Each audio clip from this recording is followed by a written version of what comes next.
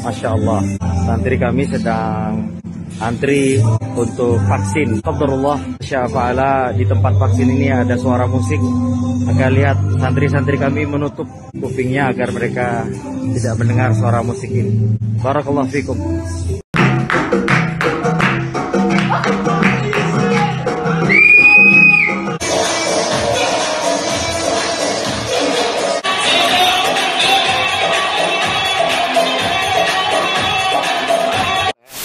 Adalah motif untuk menekan kelompok Islam tertentu lah, kira-kira begitu ya, yang ya tidak ramah terhadap rezim, kira-kira begitu.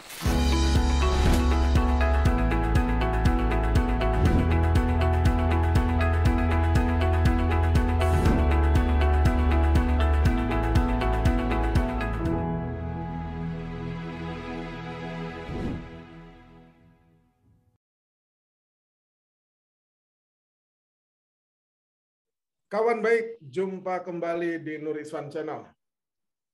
Kali ini saya akan membahas tema yang amat sangat panas di dunia internet, ya kan, yaitu tentang, dalam tanda petik itu, santri tutup kuping, yang kemudian dipandang netizen itu dinyinyiri oleh seorang anak muda, anak pejabat, mantan kepala BIN di Instagram, yang kemudian diserbu oleh para netizen, ia terlalu melampaui batas dalam menyinyiri keyakinan orang lain.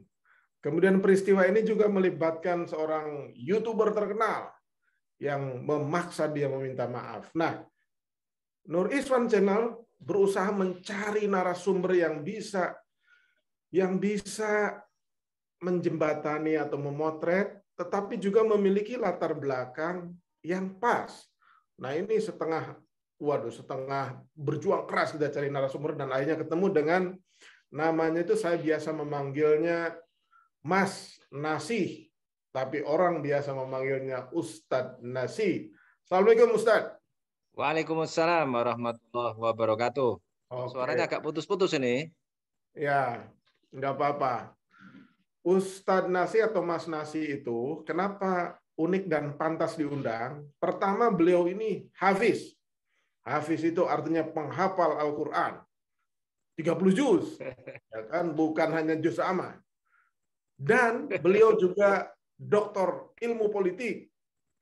Kemudian punya pesantren khusus hafiz, yaitu Monas Institute di Semarang. Sekolahnya namanya, ada juga yang di Rembang, kalau nggak salah itu namanya Planet UFO apa Planet Nuvo, ya kan, gitu. Tapi Planet langsung Nuvo. saja, Planet UFO, Nuvo ya. Nuvo Ya. Nuvo itu Nurul Furqan. Oh, Nurul Furqan. Kirain itu UFO, ya kan? Kalau UFO itu piring terbang kali. Ya, kalau UFO itu unidentifying flying object, ya kan. Nah, jadi objek tidak terkenal yang terbang itu. Oke, Ustadz, Mas Nasi, ya kan, saya surat bolak-balik nih. Memotret peristiwa tadi itu, ya kan? Memotret peristiwa tadi itu, Ustadz memandangnya seperti apa itu? Ya, baik. Kita mau mulai dari mana ini? Mau mulai dari yang mana dulu nih? Mulai dari substansi apanya? Menghafal Al-Qur'annya ya. Menghafal Al-Qur'an. Ya. Jadi ya. Yang paling sekarang menarik ini kan memang adalah konteksnya dulu, konteks.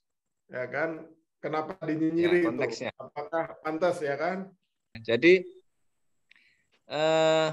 soal pemahaman ya, soal pemahaman tentang musik itu haram atau tidak haram, kan kira-kira begitu ya. Nah, memang soal pemahaman ini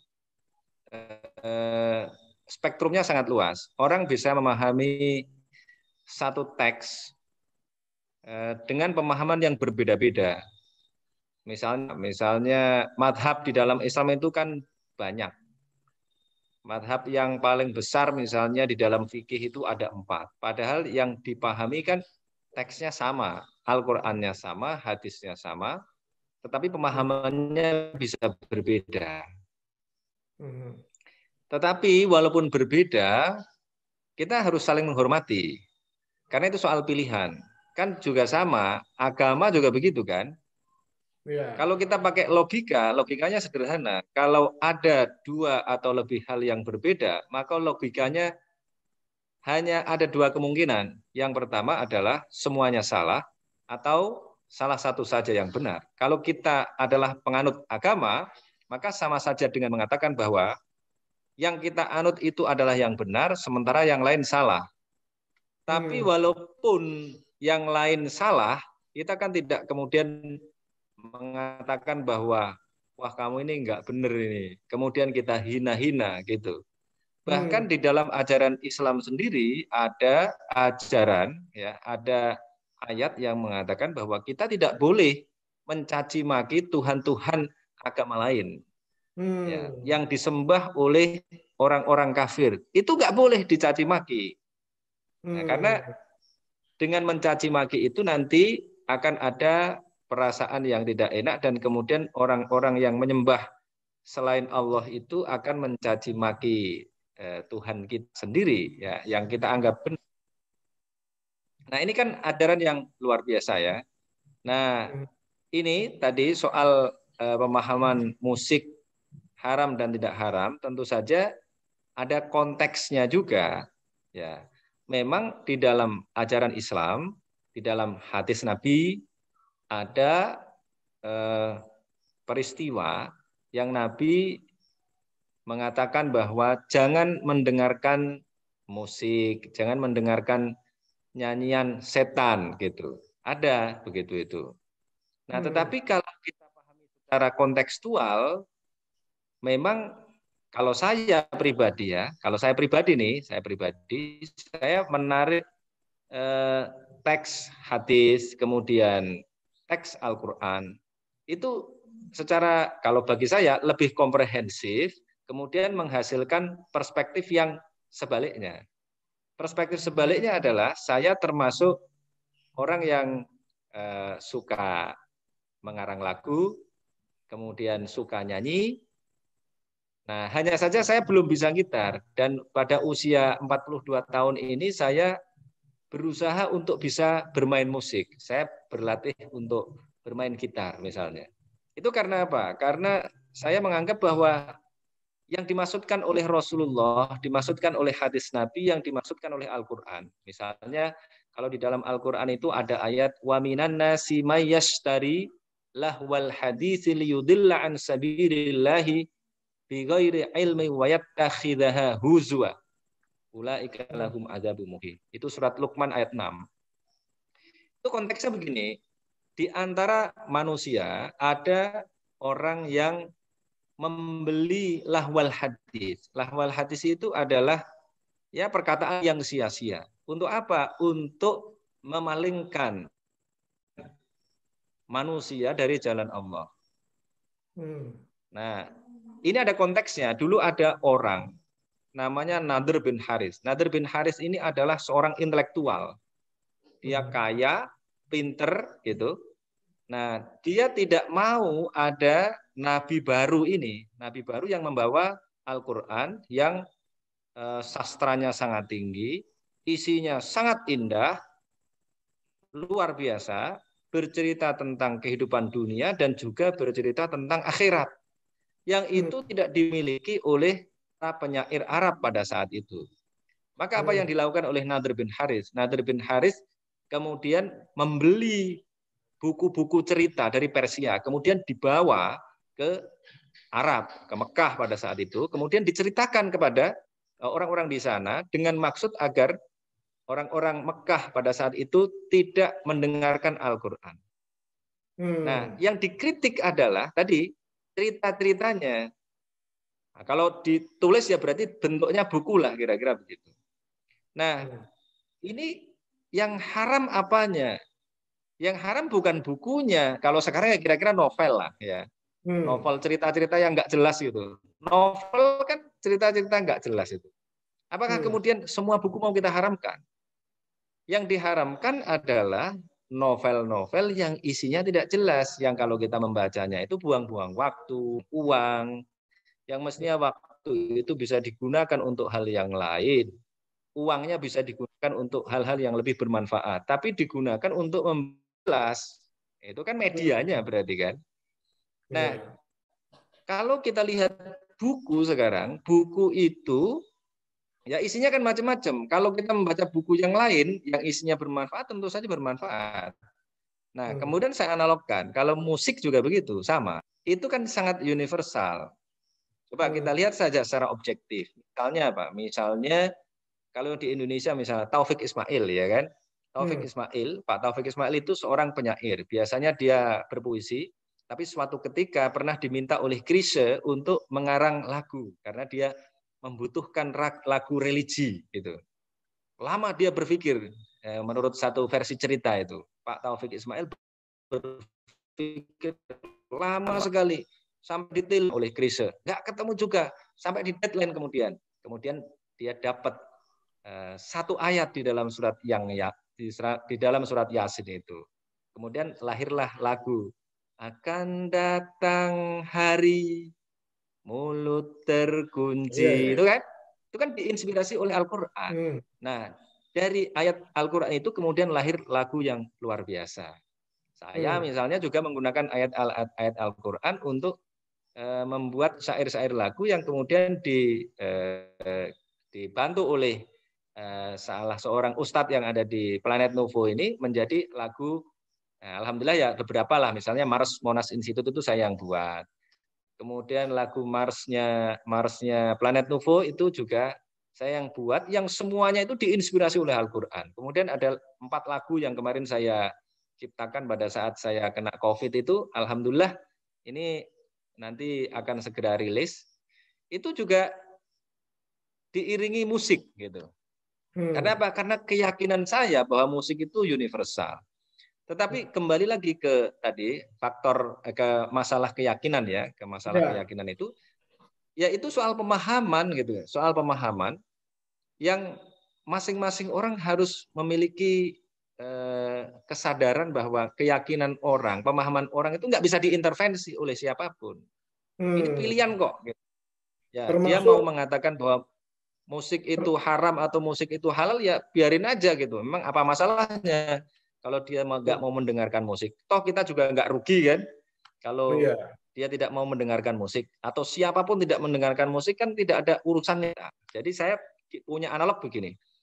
Jadi kalau ya saya nanti analognya belakangan ya. Saya punya perspektif begini. Jadi kewajiban kita sebagai manusia, baik manusia yang beragama lagi, ya, manusia yang tidak percaya agama, itu tentu saja itu harus menghormati orang lain, karena kalau agama tadi itu kan jelas tuh kriterianya jelas ya, benar salahnya itu jelas.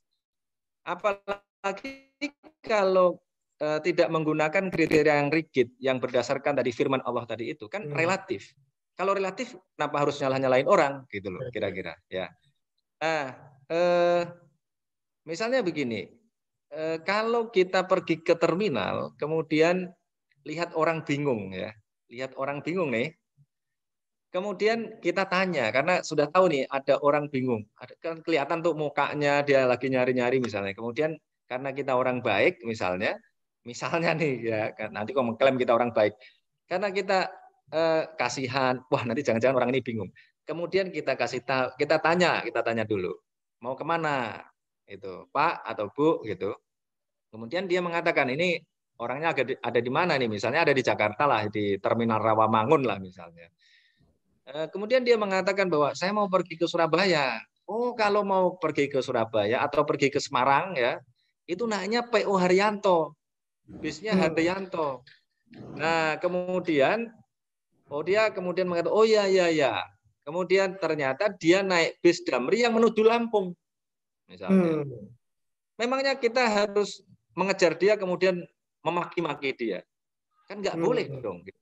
Yang penting tugas kita adalah memberitahukan kepada dia bahwa kalau mau ke Semarang naik Bis Haryanto, kira-kira begitu. Ya, saya menyebut nama PO ini ya. Ya, kan gitu, Bahagia ya. itu yang punya Ya. PO Haryanto. Harus ke alamatnya arahnya harus ke timur, bukan ke barat. Ini malah ke barat. Tapi kan tidak kemudian kita kejar, kita maki-maki, apalagi kita gebukin, kan nggak boleh begitu. Ini soal kebebasan. Kalau sudah kita kasih tahu, ya sudah selesai gitu. Nah, tugas kita sebagai manusia demokratis adalah kalau ada sesuatu yang berbeda, maka kita ajak untuk berdebat misalnya. Tidak dinyinyirin gitu. Ya. Di dalam dakwah juga begitu. Dakwah juga begitu, sama kan? Dakwah itu perintahnya adalah ud'u ila sabili rabbika bil hikmah wal mau'izatil hasanah wajadilhum billati hiya ahsan. Nah, lihat kategori orangnya ya. Artinya adalah ud'u ila sabili rabbika. Ajaklah ke jalan Tuhanmu bil hikmah, dengan hikmah. Kalau di Indonesia biasanya diartikan dengan kebijaksanaan. Maka kita punya sila keempat itu, kerakyatan yang dipimpin oleh hikmat kebijaksanaan. Dengan bijaksana, tapi juga saya kadang-kadang mengartikan hikmah ini adalah falsafah ya, filosofi ya, cinta pada kebijaksanaan. Jadi harus dengan kedalaman. Kalau kita mengajak orang ya dengan kedalaman. Kalau orangnya agak suka ngayal ya wajadilhum billati hiya ahsan. Dan berdebatlah dengan cara yang lebih baik. Loh gitu.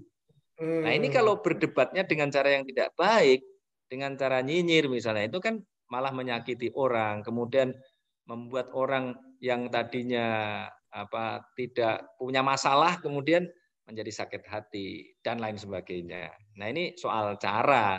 Caranya tidak sesuai dengan 3 yang diminta oleh Al-Qur'an tadi, bil hikmah ya, dengan hikmah, mau'izatil hasanah wal mau'izatil hasanah, dan mau'izah hasanah, memberikan pesan secara baik ya, pesan yang baik dilakukan dengan cara yang baik, wajadilhum billati hiya ahsan, dan mendebat dengan cara yang lebih baik. Nah, itu problemnya ada di situ saya kira. Oke, gini. Ketika kenyinyiran itu disampaikan oleh orang biasa, itu tidak menjadi masalah. Iya. Tetapi ketika kenyinyiran itu disampaikan menurut netizen oleh orang atau oleh tokoh muda yang dianggap public figure, ini yang menjadi masalah tuh itu, ya kan? Jangan-jangan ada juga yang menyebut jangan-jangan ini gejala di kalangan tokoh muda yang berpengaruh itu seperti ya Islamofobia gitu loh, ya kan? Atau punya posisi dalam struktur negara lagi ya. ya gitu loh. Ini jangan-jangan juga beredar di kalangan dalam tanda petik tuh elit sebagian atau oknum elit negara tuh pandangan juga seperti itu, yang mudah menganggap keyakinan orang lain tuh ya keliru gitu loh, ya kan? Ya. Ini apalagi yang bilang ini kan staf khusus presiden ya kan? Ya. Staf khusus presiden ini. Mestinya kan menjadi bagian dari orang-orang yang memberikan perlindungan kepada seluruh tumpah darah Indonesia ya kan? Kira-kira gitu. Perlindungan kepada seluruh rakyat Indonesia. Ya, mestinya kan begitu. Apapun pemahamannya, apapun agamanya, kan begitu toh, ya kan? Mestinya begitu. Nah, ya ini tadi itu fungsi sebagai orang yang harusnya memberikan perlindungan tadi itu, memberikan tidak hanya perlindungan ya, pendidikan ya. Kan mesti memberikan pendidikan dong, karena tugas negara itu adalah mencerdaskan kehidupan bangsa. Kalau melihat ada sesuatu yang dianggap tidak cerdas misalnya, kewajiban siapapun, apalagi yang mendapatkan gaji dari pajak rakyat ya kan, ya, kewajibannya adalah mencerdaskan kehidupan bangsa. Ya tadi itu caranya, kalau orangnya beragama Islam ya tadi itu ud'u ila sabili rabbika bil hikmah wal mau'izatil hasanah gitu. Nah, dengan begitu yang dilakukan adalah merangkul, bukan memukul. Ini yang biasanya sering digunakan ya. Yang dilakukan kan harus merangkul. Sebagai orang yang berada di dalam lingkaran kekuasaan, yang di dalam tadi itu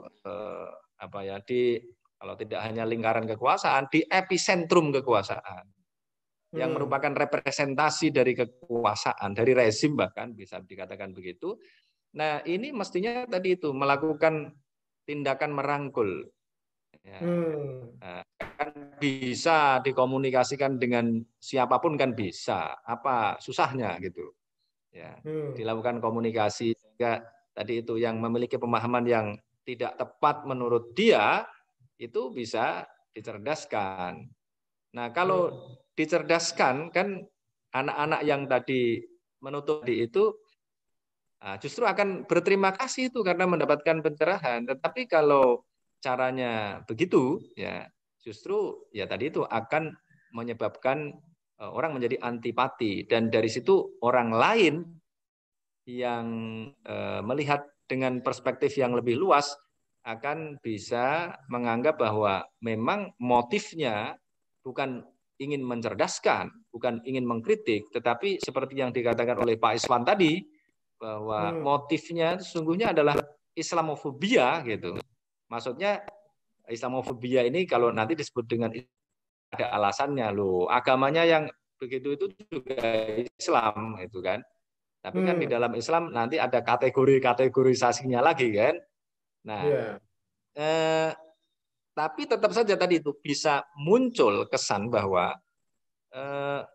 ini adalah orientasi, ini adalah motif lah ya. Ini adalah motif untuk menekan kelompok Islam tertentu lah kira-kira begitu. Ya, yang menekan kelompok Islam tertentu yang dianggap tidak ramah gitu ya, istilahnya agak susah ini. Tidak ramah yang dianggap, atau ya, tidak, dalam tanda petik radikal. Ya, tidak ramah terhadap rezim, kira-kira begitu. Ya. Bukan yang radikal itu, tidak ramah terhadap rezim aja karena memang memiliki perspektif yang berbeda gitu. Ya. Iya. Oke. Lantas kemudian, ya kan, ketika melihat sikap seperti itu, ya kan idealnya itu Mas Nasis bisa memberikan solusi dalam arti bisa menjembatani atau menyadarkan pihak-pihak tersebut agar bersikap lebih bijaksana, toh? Ya kan, ketika melihat pandangan yang ya berbeda itu. Memang uniknya itu pada saat vaksin, ketika santri-santri Hafiz ini ada musik di setel, memang serempak itu seperti di komando itu tutup kuping ya kan. Ya itu menurut Mas Nasi gimana tuh? Ya, yang kalau tadi kritik saya terhadap yang berada di dalam lingkaran kekuasaan kan sudah ya. Ya. Bahwa tidak seharusnya melakukan itu. Karena apapun keyakinan orang, ya harus kita hormati. Ya. Kemudian saya sebagai tadi yang disebut oleh Pak Iswan tadi, ya pernahlah menjalani kehidupan sebagai seorang santri. Kemudian sekarang mengelola santri-santri ya. Ini saya mau menjawab dengan perspektif yang saintifik. Tetapi saintifik di sini konteksnya adalah berdasarkan data yang saya punya, baik dari saya sendiri maupun dari catatan-catatan yang saya hasilkan selama kira-kira 1 dekade menemani ya ratusan anak-anak muda yang menghafalkan Al-Quran di Monas Institute di Semarang, kemudian mahasiswa Stekbang di Jakarta, kemudian yang 3 tahun terakhir ini di Planet Nuvo ya. Kalau di Semarang itu mahasiswa semuanya, kalau di Jakarta juga mahasiswa, kalau di Planet Nuvo itu usia SD sampai mahasiswa, bahkan ada yang pasca sarjana juga. Nah, maksudnya dari belajar sini saya Al-Quran. menghafal Al-Quran, ya mereka menghafalkan Al-Quran. Dan kemudian pengalaman pribadi saya dulu pada tahun berapa itu? 1994 sampai 1997 ya saya menghafalkan Al-Qur'an itu memang menurut saya saya tidak akan menjelaskan soal hafalan ini dengan teori neuroscience karena saya tidak memiliki disiplin yang kuat di situ. Tapi saya tadi berbicara soal pengalaman dan data yang saya dapatkan dari membimbing mahasiswa, murid-murid yang menghafalkan Al-Quran tadi. Jadi sesungguhnya tidak ada kaitannya sama sekali. Tidak ada kaitan antara musik dengan hafalan yang hilang, itu tidak ada kaitannya. Selama ya penghafal Al-Quran itu melakukan murojaah dengan benar. Bahkan Al-Quran dihafalkan oleh orang-orang yang kafir sekalipun bisa gitu. Ya. Misalnya siapa? Sunok Horgronya itu konon ya, tapi saya tidak membuktikan sendiri tentu saja karena eranya beda ya. Sunok Horgronya itu kan dikenal sebagai ilmuwan yang canggih. Bahkan pernah kemudian masuk ke Arab Saudi, ke Makkah ya, haji di sana. Sampai dianggap sebagai ulama itu. Itu kan karena mampu menghafalkan Al-Qur'an. Orang bukan Islam loh ini, ya, tapi dia menyamar sebagai orang Islam. Kemudian kalau kehidupan pribadi saya alhamdulillah dulu menghafal Al-Qur'an kelas 1 SMA mulai dan selesai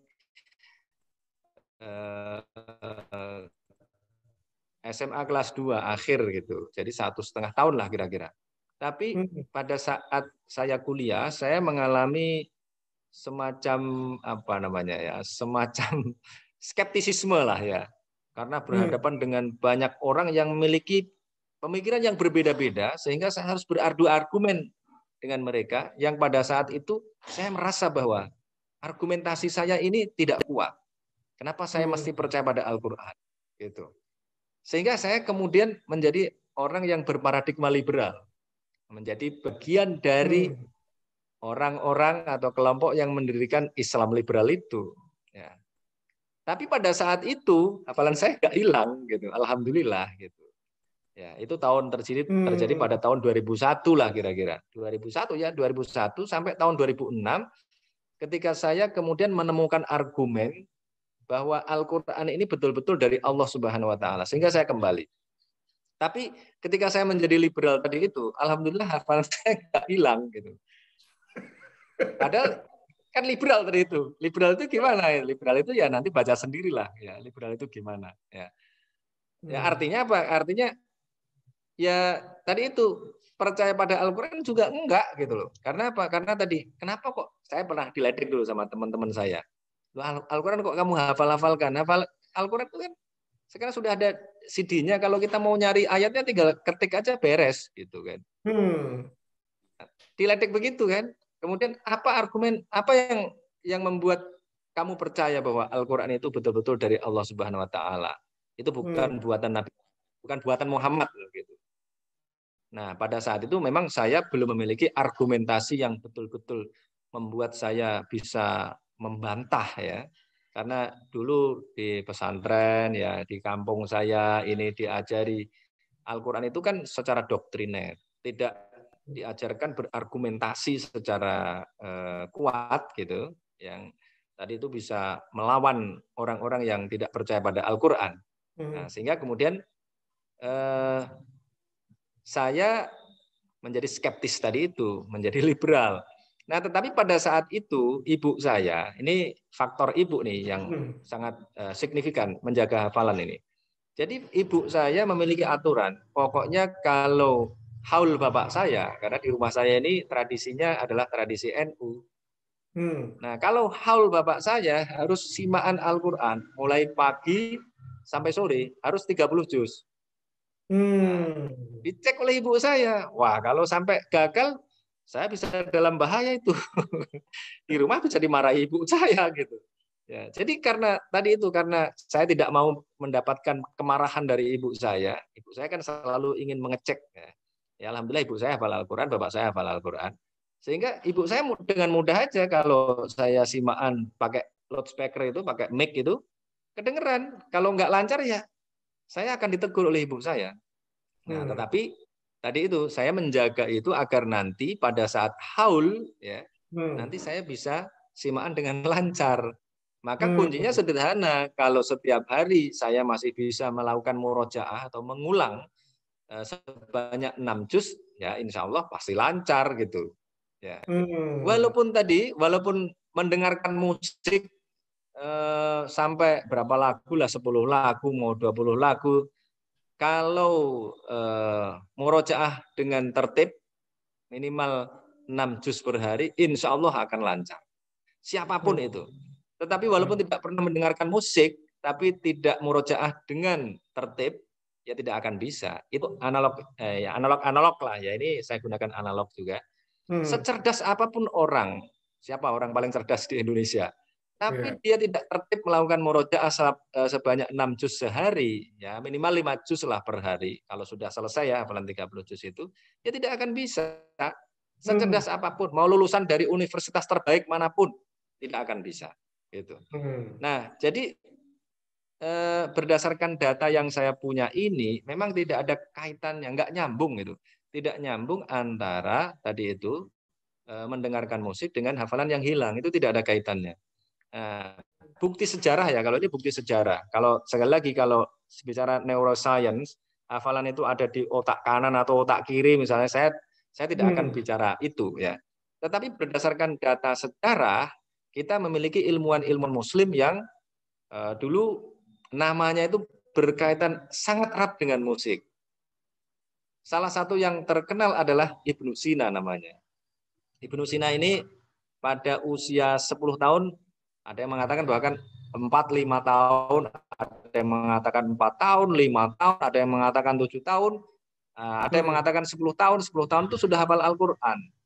Nah, kemudian dia menulis bukunya itu sampai 200-an buku ya Ibnu Sina itu, dan diantaranya beberapa itu tentang musik ya.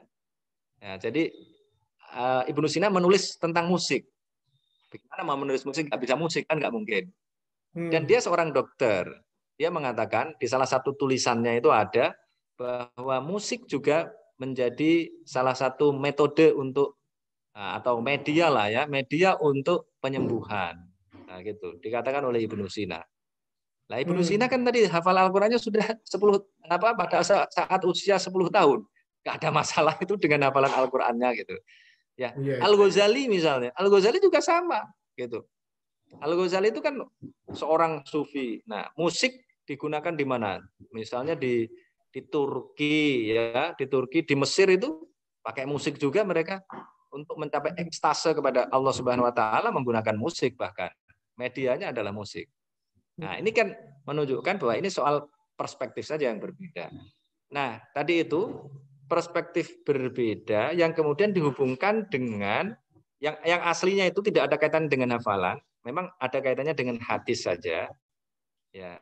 Kemudian dengan ayat Al-Qur'an yang menurut saya dipahami secara tidak tepat.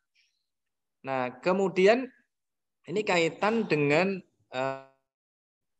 yang dipahami secara tidak saintifik ya, secara tidak saintifik. Misalnya misalnya mengatakan bahwa semua orang yang hafal Al-Qur'an itu cerdas secara intelektual misalnya. Sering saya mendengar begitu. Nah, saya memiliki data ternyata tidak demikian gitu. Bahwa orang-orang yang mampu menghafalkan Al-Qur'an itu pasti disiplin. Nah, itu tadi itu memiliki daya tahan untuk melakukan murojaah itu iya. Nah, tetapi dia juga harus memiliki kualitas kalau saya menyebutnya kemudian kekuatan memori ya. Kalau Huat kata 8 kecerdasan. Mungkin saya perlu menambahkan secara lebih spesifik walaupun seluruh kecerdasan itu berbasis memori, tetapi ada ini kecerdasan memorial saya menyebutnya. Tapi ini nanti perlu dikaji lebih dalam lagi ya. Saya tidak meneliti dalamannya soalnya. Kecerdasan memorial itu posisinya ada di mana. Itu saya dapatkan ketika saya memiliki beberapa murid ya yang dia penulis, ya dia sarjana dari perguruan tinggi excellent, bukan perguruan tinggi yang biasa-biasa saja, tapi perguruan tinggi excellent. Tetapi dia mengalami kesulitan dalam menghafal, padahal sudah memiliki keseriusan yang luar biasa. Ya, gitu. Artinya kan ada kecerdasan tersendiri nih, ya. Dia punya kecerdasan intelektual yang baik, tetapi untuk menghafal agak kesulitan dia. Bahkan bisa dikatakan sangat kesulitan. Saya biasanya memiliki batas waktu ya. Kalau dalam waktu sekian harus mampu menghafalkan sekian. Misalnya kalau program saya yang program tahfidz 10 bulan itu setiap hari harus menghafalkan minimal 2 halaman. Kalau enggak 2 halaman ya enggak bisa hafal dalam waktu 10 bulan kan. Nah, gitu. Nah, ada juga anak-anak yang tadi itu hafalannya bagus, hafalannya kuat, tetapi diajak menganalisis agak susah. Walaupun sebenarnya hafalan itu kalau dihafalkan dengan artinya ya, itu mestinya membuat penghafal ini memiliki kemampuan menganalisis dengan lebih baik. Karena semuanya ada kan. Nah, tapi problemnya kadang memang juga penghafal Al-Quran ini, kalau di Indonesia ya, di Indonesia ini, ya sebagiannya itu tidak mengerti artinya memang. Gitu. Ini problem tersendiri lagi. Ya. Nah, ini yang kemudian menyebabkan tadi kemampuan analitiknya itu tadi tidak muncul karena hafalannya sekedar hafalan. Maka ketika tahun berapa itu ya? Tahun 2015 atau 16 saya menyadari itu, maka kemudian program-program menghafal yang ada di Monash Institute dan di Planet Nuvo ini saya beri syarat tambahan. Syarat tambahannya adalah kalau mau menghafal harus tahu artinya dulu. Karena kalau tidak tahu artinya, ini berdasarkan data yang saya punya, menghafal itu akan sangat berat sekali. Nah, tingkat keberatannya itu 7 kali lipat dibandingkan menghafal dengan paham artinya. Tahu artinya, ya. Makanya ya harus ya. Biasanya saya kasih kesempatan. Kalau mau menghafal harus belajar bahasa Arab dulu. Ya, selama 1,5 bulan saya kasih kesempatan dengan metode yang saya mereka biasanya belajar bahasa Al-Quran, bahasa Arab Al-Quran ya. Kalau mampu dalam waktu 1,5 bulan, saya persilahkan untuk menghafal. Tetapi kalau tidak mampu belajar memahami bahasa Arab dalam waktu 1,5 bulan tadi itu, tentu saja yang dasar-dasarnya, nah, maka saya rekomendasikan untuk tidak menghafal gitu. Karena berdasarkan data yang saya punya, kalau tidak menguasai bahasa Arab, maka ini data yang ada pada saya ya. Mungkin yang lain nanti punya data yang lain, silahkan nanti di counter, dibantah lah atau ajukan data yang lain. Itu maksimal hanya dapat 23 juz saja. Nah, rata-rata hanya 13 juz. Karena saya memiliki kriteria yang berat. Menghafal itu yang disebut dengan hafal Al-Quran, itu kalau mampu simaan, tiap 1 juz mengalami kesalahan tidak lebih dari 20 kali. Karena 1 juz itu 20 halaman. Nah, kalau maksimal 20 kali berarti saya memberikan kesempatan untuk salah per halaman sekali saja. Kalau lebih dari sekali, itu berarti nggak lulus. Nilainya E kalau di dalam kuliah itu. Nah, tapi kalau salahnya 20 kali ya nilainya D, masih lulus lah. Kalau 15 kali nilainya C. Kalau salahnya 10 kali maksimal, nah nilainya B. Kalau salahnya 5 kali maksimal, nah nilainya sudah 1, 2 ya sudah A. Nanti kalau 0, nah itu bagus. Misalnya lagi begini ya, ini memang banyak perspektif yang keliru karena tidak berbasis data. Misalnya banyak orang tua ini sekaligus untuk mengajak orang tua mau belajar agar mau mengkondisikan anaknya menghafalkan Al-Quran ya kan.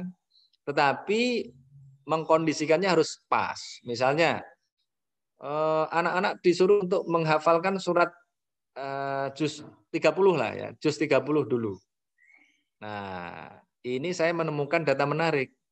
selama saya membimbing anak-anak menghafalkan Al-Quran, para pemudi, pemuda, murid, mahasiswa tadi itu menghafalkan Al-Quran, belum ada yang setoran dengan saya membaca juz 30, belum salah sama sekali, itu belum ada. Tetapi ketika membaca juz 1, sudah ada banyak yang, itu artinya apa? Menghafal juz 30 itu tidak lebih mudah dibandingkan juz 1. Oke. Nah, sementara kalau anak-anak kita ini, atau siapa saja, menghafal mulai dari juz 30, nanti akan ada mindset. Ya susah, apalagi menghafal 30 juz. Iya, iya, Lebih iya, susah iya. lagi, dia akan mikir begitu. Nah, ini Oke, kenapa? Tan. Karena berbasis. Ya, Ya, oke. baik. Terakhir nih, Tan. Ya kan? Ya, Ini terakhir. Memang akan menarik bila perlu nanti kita buat seri khusus untuk membahas tentang suka duka menghafal Al-Quran tuh, Tan. Karena ya ya. Apa itu? mungkin Allah itu sengaja menghadirkan dua selebgram dan santri kuping itu sehingga orang itu bangkit kesadarannya, sehingga kemudian ingin tahu, ya kan, betapa menjadi hafiz itu dibilang sulit ya tidak sulit, dibilang mudah ya tidak mudah. Nah, terakhir pertanyaan Ya, saya setuju saya. adalah, Betul itu, betul. ya, terakhir nih sebagai penutup, Tad, Ya, memang ada ya, artinya ada, kan Ustadz banyak bergaul dengan pesantren eh, tahfiz mungkin di seluruh Indonesia atau di Pulau Jawa. Sebagai pamungkas pertanyaan saya, memang ada keyakinan bahwa ketika santri-santri belajar Al-Quran atau menghafal Al-Quran, ketika ada gangguan, ya tidak hanya musik atau ada distraction yang bisa mengganggu kekuatan hafalan mereka itu, akan jauh lebih baik itu tidak mendengarkan atau diabaikan. Nah, ini pertanyaan terakhirnya gitu, Tan. Kan ini ya, ya, bukan soal salah benar ya, bukan soal keyakinannya salah oke. benar. Tapi apakah memang ada keyakinan seperti itu di kalangan hafiz dan hafizah atau para pengasuh pesantren tahfiz? Ya, kalau saya tadi kan mengatakan bahwa dosa dan tidak dosa, ya itu tadi itu bahkan tidak ada kaitannya. Yang penting masih mau murojaah, gitu kan. Oh, oke. Ya. Nah, kalau soal tadi itu keyakinan tadi itu banyak yang mengatakan jangan melakukan dosa, karena melakukan dosa itu bisa membuat kita menjadi lupa, misalnya gitu. Pemahamannya begitu. Oh. Ya. Padahal berdasarkan data yang saya punya tadi itu tidak ada kaitannya, ya gitu. Tapi untuk menjaga fokus misalnya, ya itu memang penting. Menjaga fokus itu penting. Nah, bagaimana tadi itu anak-anak, ini kan masih anak-anak muda ya, anak-anak belia bahkan Mungkin yang saya SD, lihat SMP di lah, sanawiyah lah. Iya, makanya itu. Ya. Mungkin tujuannya ya bisa saja ini dugaan ya, bisa saja tujuannya agar anak-anak itu tidak tertarik dengan yang lain-lain, agar lebih fokus saja gitu. Fokusnya betul-betul di situ. Ya, kalau nanti fokusnya terpecah misalnya, kemudian wah tadi itu mendengarkan musik kayaknya kok bagus misalnya. Nah, kemudian kehilangan fokus utamanya. Semoga saja cuma begitu saja. Tapi kalau tadi itu kalau soal perspektif sudah saya jelaskan tadi itu ya. Nah, Oke. kalau soal pemahaman-pemahaman tadi itu memang banyak ya. Tapi tadi itu pemahaman-pemahaman yang menurut saya memang basis datanya tidak kuat.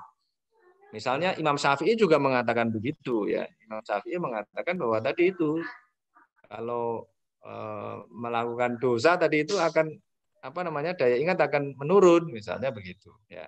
Ya, itu mungkin dalam perspektif ilmu yang lain itu iya. Tapi kalau dalam kasus menghafalkan Al-Qur'an, saya kan memiliki data tadi itu.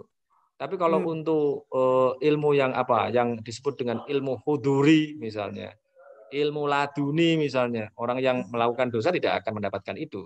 Tetapi kalau untuk hafalan ini, saya punya datanya sendiri tadi. Jadi tidak ada perspektif saja. Tapi sekali lagi ya, saya ingin mengakhiri ini karena ini sudah diakhiri. Karena ini merupakan perspektif yang kemudian jadi keyakinan, maka siapapun tidak memiliki hak untuk untuk mencela, ya, untuk mencela. Bahkan kepercayaan yang salah pun tidak boleh kita cela. Apalagi ini cuma sekedar mengharamkan musik, gampangnya gitu ya. Hanya sekedar mengharamkan musik yang tidak ada kaitannya dengan, ya masih jauh lah kalau dikaitkan dengan rukun iman, kan tidak ada kaitannya dengan rukun. Dalam perspektif demokrasi, ini perspektifnya adalah perspektif ilmu politik, berarti dalam perspektif demokrasi setiap orang punya hak untuk menjadi apa saja yang dia inginkan. Sejauh itu tidak merugikan orang. Saya kira gitu, Bang. Oke. Bang Iswan. Ustadz Mas Nasih, terima kasih atas penjelasannya yang amat sangat lengkap ini. Karena tidak hanya hafiz, tapi juga sekaligus dokter ilmu politik. Jadi mudah-mudahan perbincangan kita ini ditonton banyak orang, viral, karena kita melihat peristiwa ini tidak dengan anti siapa-siapa, menyalahkan, tapi kita membedah apa yang sebaiknya kita lihat supaya masyarakat juga jernih dalam melihat ini. Nanti bisa saya kirimkan lagu yang saya ciptakan. Ada gitarnya juga, ada musiknya. Pokoknya Mas Nasi nanti akan jadi tamu istimewa yang sering tampil di Nur Iswan Channel.